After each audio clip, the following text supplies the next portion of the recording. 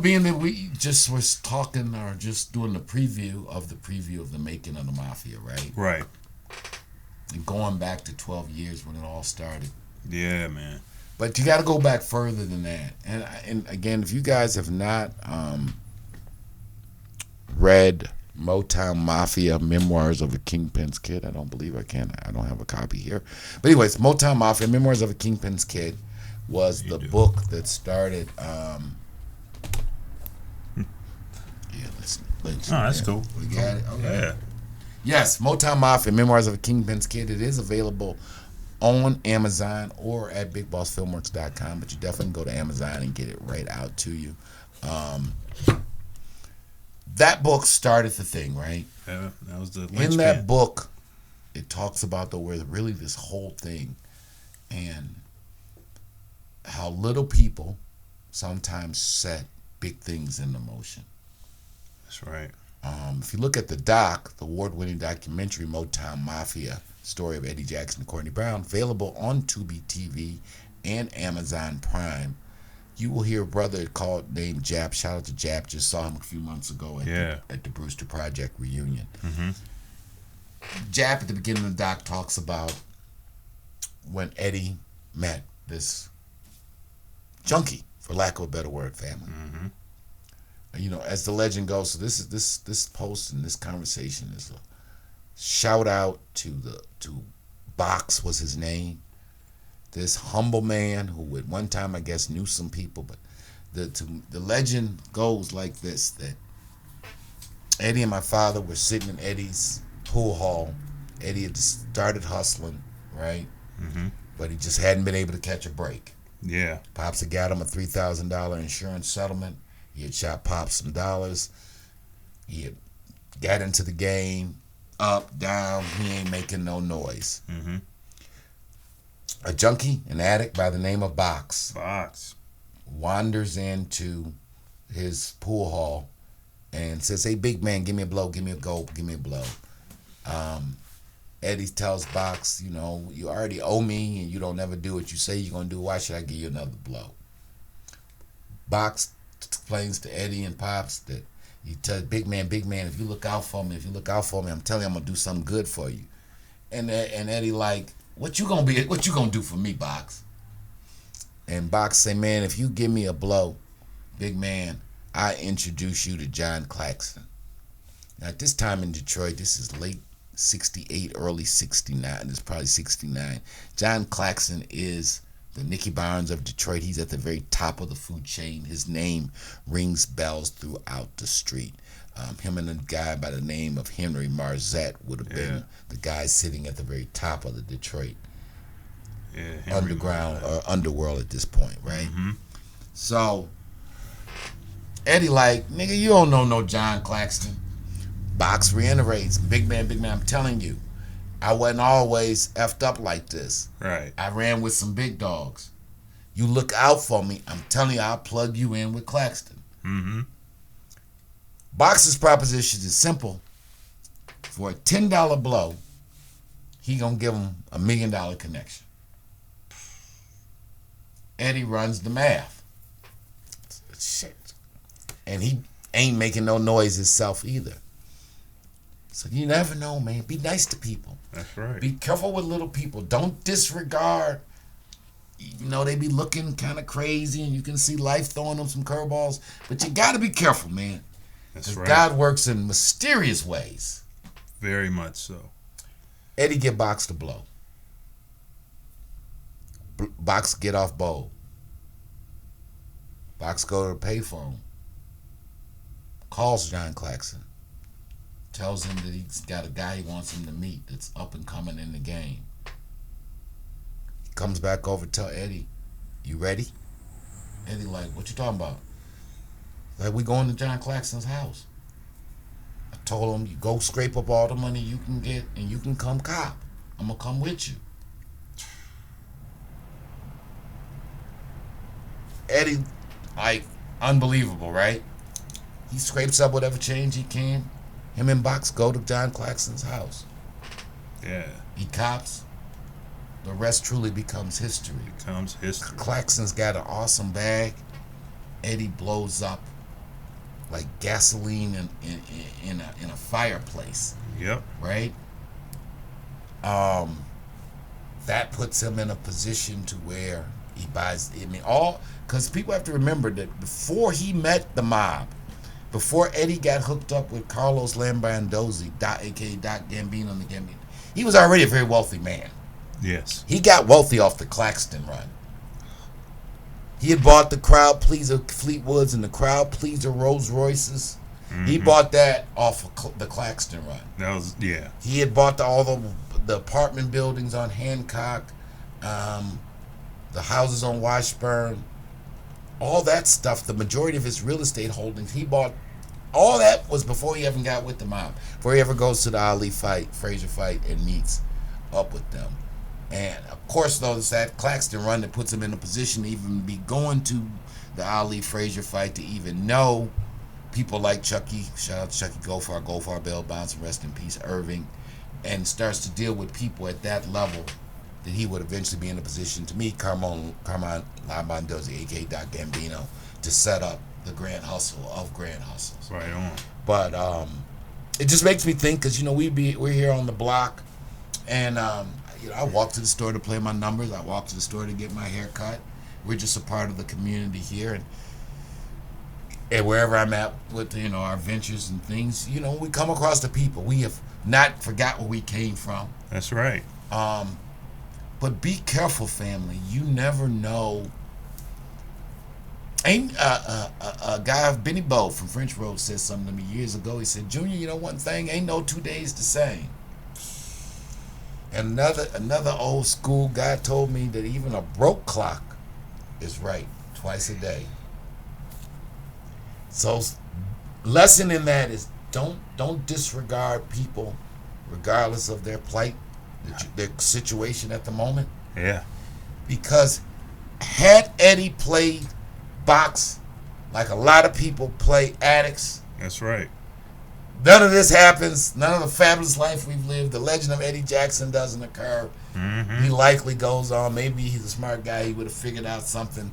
But without the Claxton plug, it's hard to see how what becomes the 40-year saga. Yeah. And all of this happens. So exactly. Wherever Box's family is out there, shout out to him. The legend of Box, man. The legend of Box. A regular guy who actually set that first domino.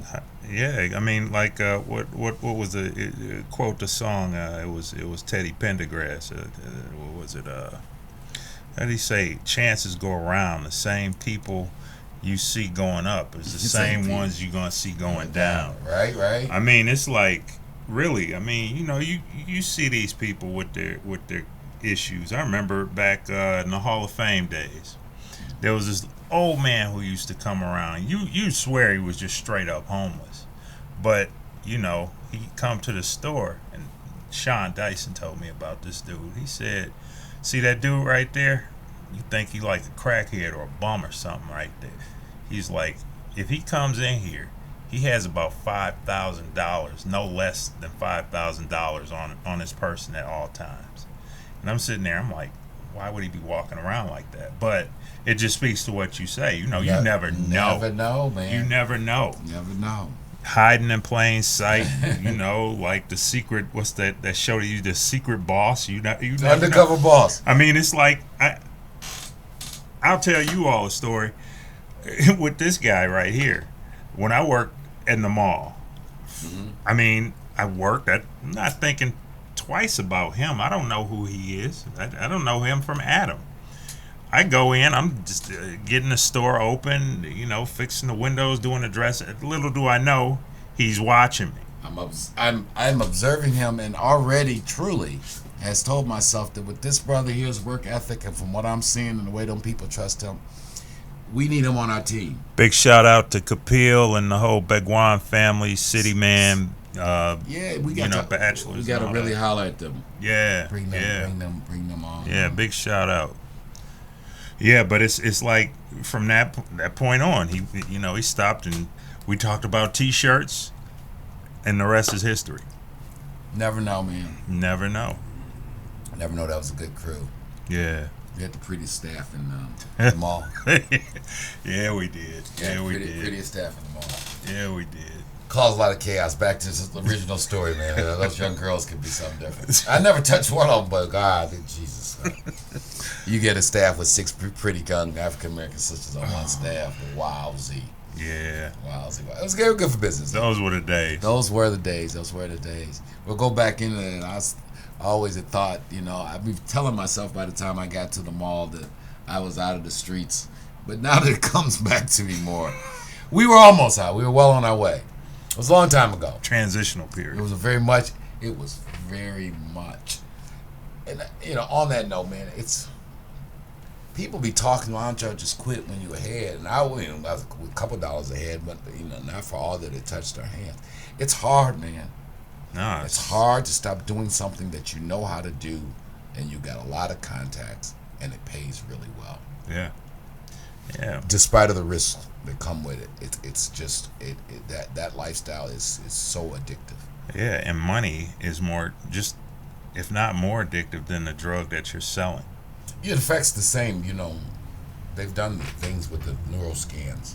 If you put like a big stack of money in front of somebody, it like affects the same part of the brain that like sex and cocaine affect. Dopamine. It does the same effect. So, so food for thought. But back again, Legend of Box, the man who actually set the fat man in motion to one day start his empire, and of course that impacted the life of my father, which impacted my life, and it spilled over and Lou and higher here. And we got a lot of hot stuff coming for real, family. I think this we'll get one more pod in before the end of the year. We'll do or right after the new year, we'll do a year in review. Yeah, we'll do a year in review. Just in case we don't do episode, because this is episode 57, if we don't get 58 in by the end of the year, we wish you guys a happy blessed holiday season. Yes. And a happy new year, because we may not get back in until after the new year.